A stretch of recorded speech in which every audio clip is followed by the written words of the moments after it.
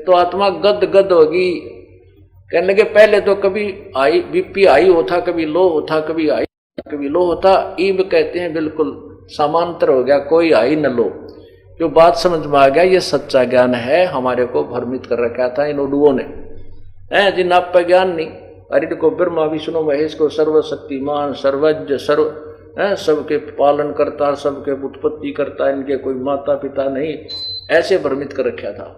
और अब इन्हीं के इतिहास पढ़ा रहा हूं मैं, अपनी तरफ से कुछ नहीं मिला रहा एक अक्षर भी। तो ये जो सदग्रंथ ये दास रखे हुए हैं, इनका उद्देश्य ये है कि जैसे एक अंदाजा रहा था रात्रि में हाथ में टॉर्च लिए, लालटेन समझ लो, पहले लालटेन होती थी, वर्तमान में बहुत से बच्चे हैं जो लालटेन को नहीं समझते, टॉर्च समझो। आगे से बच्चे आ रहे थे उछल कूद मचाते हुए, उस सूरदास ने आवाज लगाई, बेटा देखना अंधा हूं, अंधा कहीं मेरे में ध्यान से चलना भाई, बूढ़ा आदमी हूं। बच्चे निकटा करके पूछने लगे बाबा आपको दिखाई नहीं देता? नहीं बेटा मुझे दिखाई नहीं देता। फिर ये टॉर्च किस लिए लिए हो आप, ये लालटेन क्यों ले रखी है?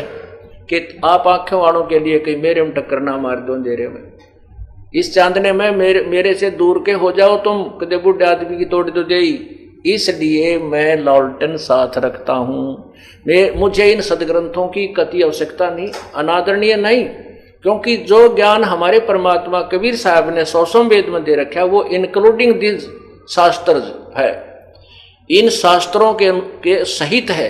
लेकिन उस परमात्मा की उस वाणी को नहीं माना जो 600 साल पहले लिखी गई थी। अब इन वो वाणी जो उस वाणी में ज्ञान है, आज इन सदग्रंथों से प्रमाणित करके उस वाणी को सत्य सिद्ध कर रहा हूं।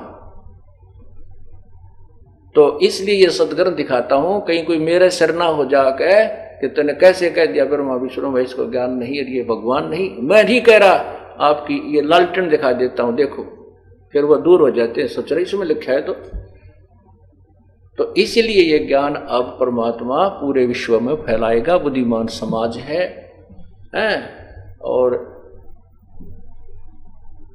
हमारे को भगवान की चाह है।